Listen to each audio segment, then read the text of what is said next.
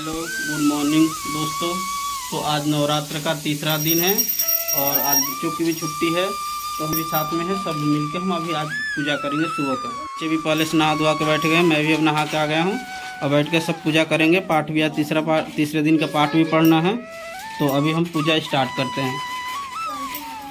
हाँ जी चलो सब अच्छे से बैठो। सर पे अपने कुछ चलो ठीक है। प्रेम से बोलो जय माता की जय।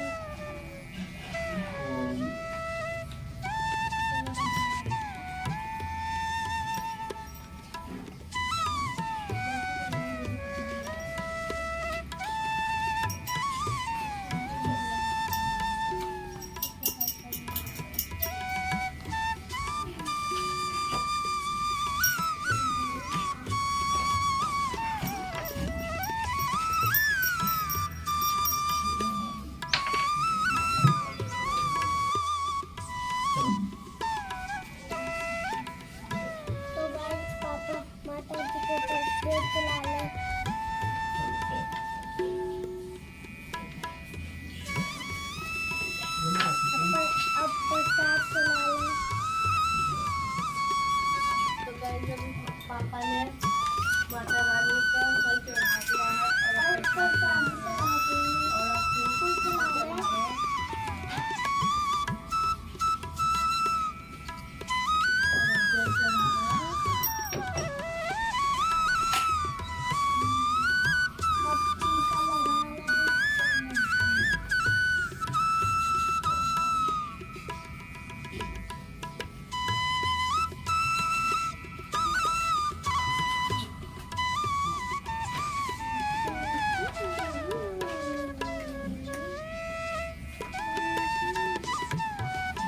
ये लो इधर आ जाओ बाबू।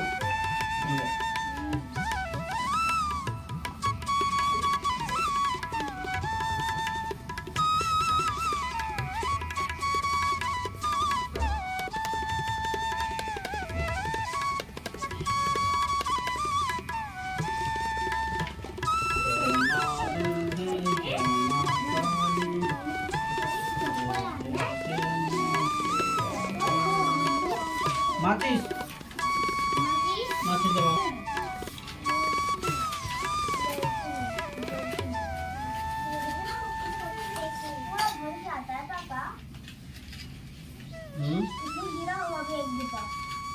चलो खाली हो जाएगा बेटा कम ना।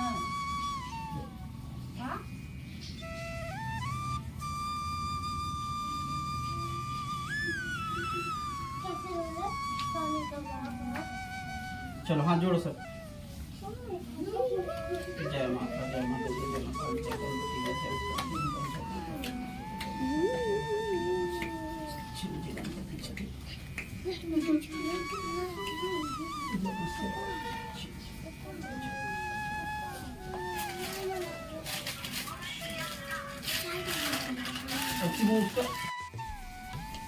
तुम यहाँ बैठो। मकान वाली है गई और ऐसे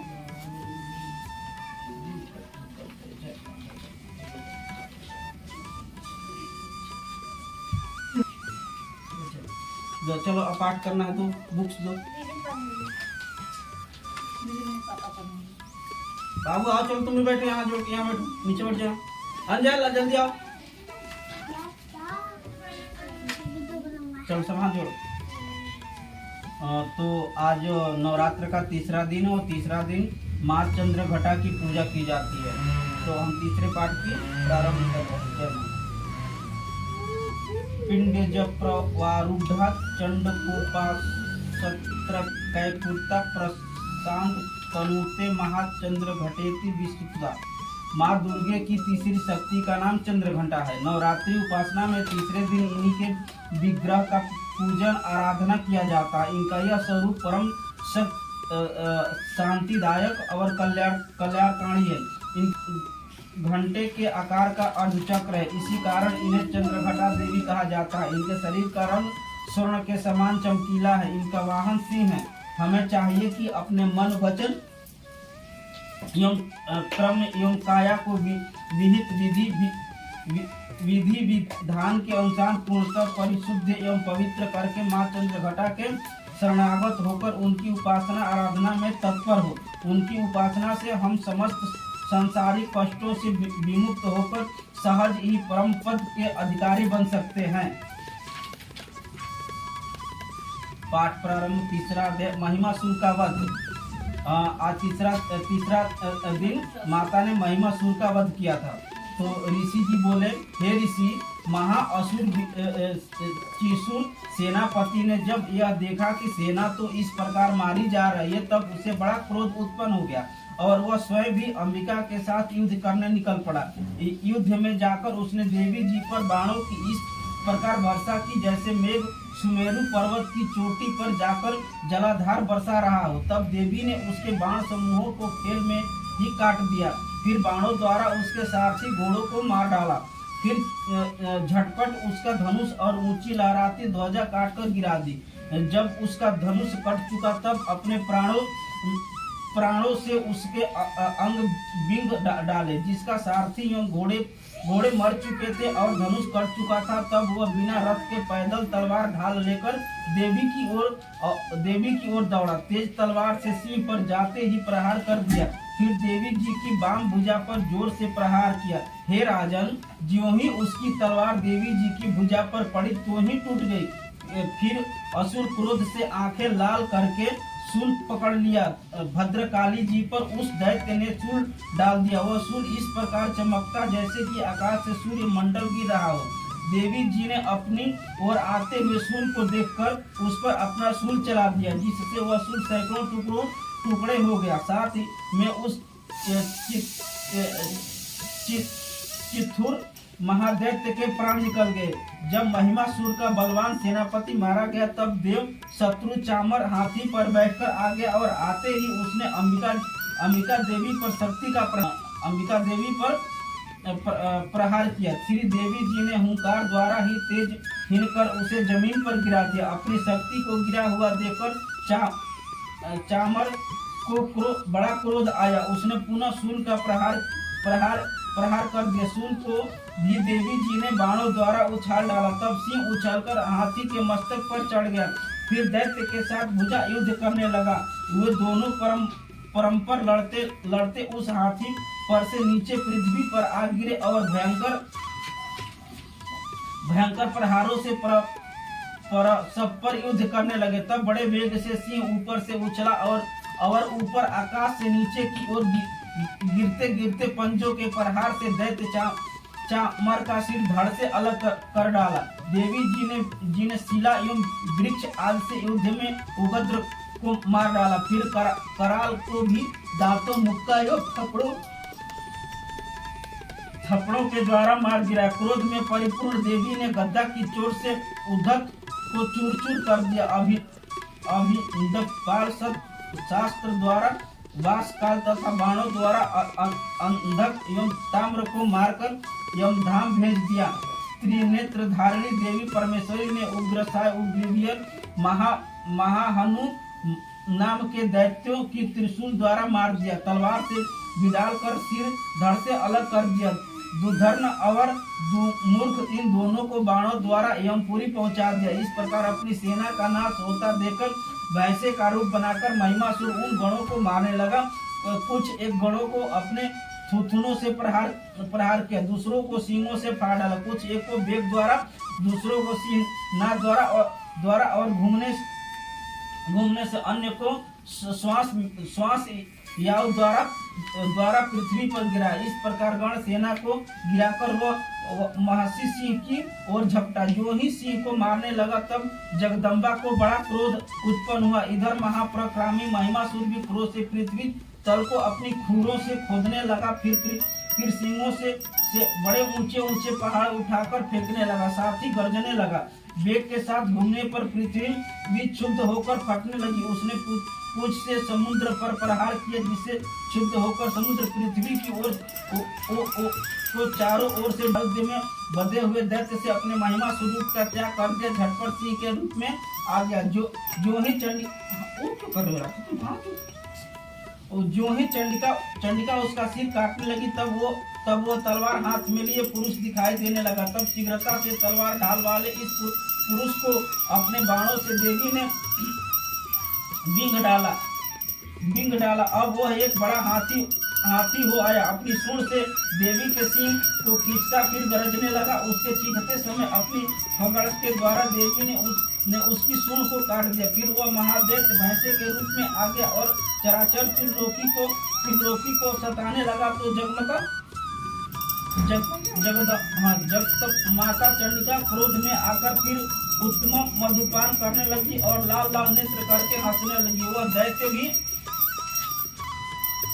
वह दैत्य भी बल पराक्रम के मद में उन्मत्त होकर गर्जने लगा और अपने सींगों से पहाड़ उठाकर देवी की ओर फेंकने लगा। देवी जी ने भी अपने बाणों के समूह से उसके फेंके हुए परसों को चूर कर दिया। तब सुरापान के मद के कारण लाल लाल नेत्र वाली चंडिका जी ने कुछ अष्टव्यक्त शब्दों में कहा। देवी जी बोली, हे मूढ़, अब जब तक मैं मधुपान कर लूं तब तक तू क्षण भर के लिए गरज ले। मेरे द्वारा संग्राम भूमि में तेरा वध हो जाने पर तो शीघ्र ही देवता भी गरजने लगेंगे। ऋषि बोले। इस प्रकार कहकर देवी जी उछलकर उस महादैत्य पर चढ़ गई। पांव से दबाकर दैत्य के कंठ पर त्रिशूल से वार किया। देवी के पांव से दबे हुए उस दैत्य ने अपने मुख से बाहर निकलने का प्रयत्न दूसरे रूप में किया। अभी आधा निकल ही पाया था कि देवी जी ने अपने पराक्रम द्वारा उसे वहीं रोक दिया। आधा निकलकर भी उस दैत्य ने युद्ध करना नहीं छोड़ा। तब देवी जी ने अपनी तेज तलवार से उसका सिर काटकर नीचे गिरा दिया। दैत्य सेना हाहाकार करने लगी। तब उस सारी सेना का भी देवी जी ने नाश कर दिया। सभी देवता अत्यंत प्रसन्न हुए। दिव्य महर्षि के साथ सभी देवता यम स्तुतिया की गंधर्व राज गायन करने लगे। अप्सराएं नाचने लगी। बोली बोली दुर्गा माता की जय जय। बोली बोली चंद्रघटा माता की जय जय।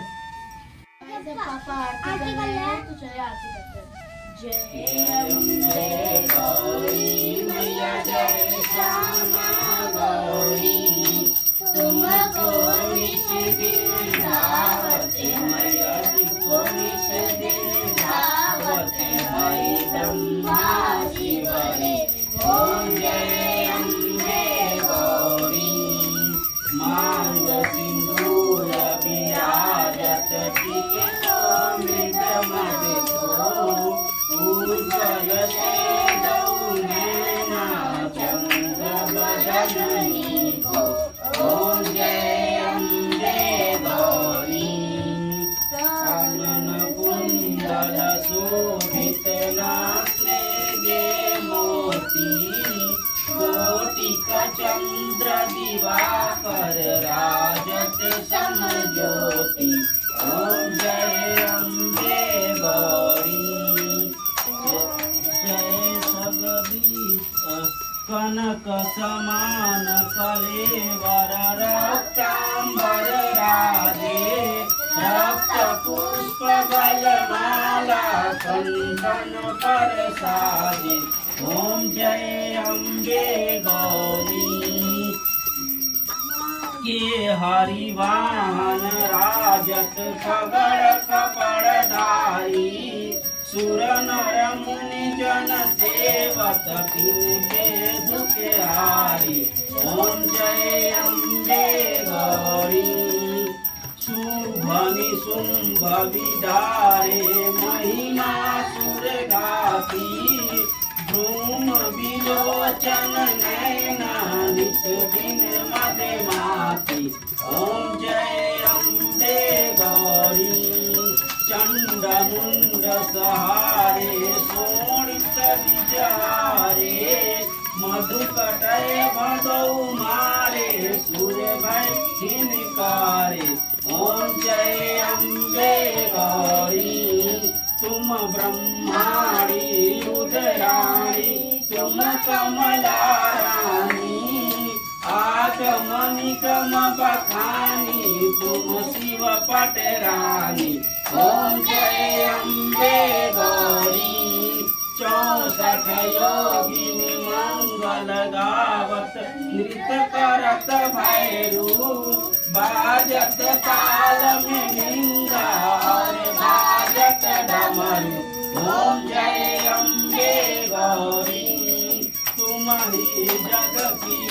माता मन वांछित फल पावत सेवत नर नारी ओम जय अम्बे गौरी कंचन थाल विराजत अगर कपूर बाती श्रीमाल के तुम्हें राजत कोटि रतन ज्योति ओम जय अम्बे गौरी माँ अम्बे जी की आरती जो कोई नर गावे कहत शिवानंद स्वामी सुख संपत्ति पावे ओम जय अम्बे गौरी मैया जय श्यामा गौरी बोली बोली दुर्गे माता की जय जय।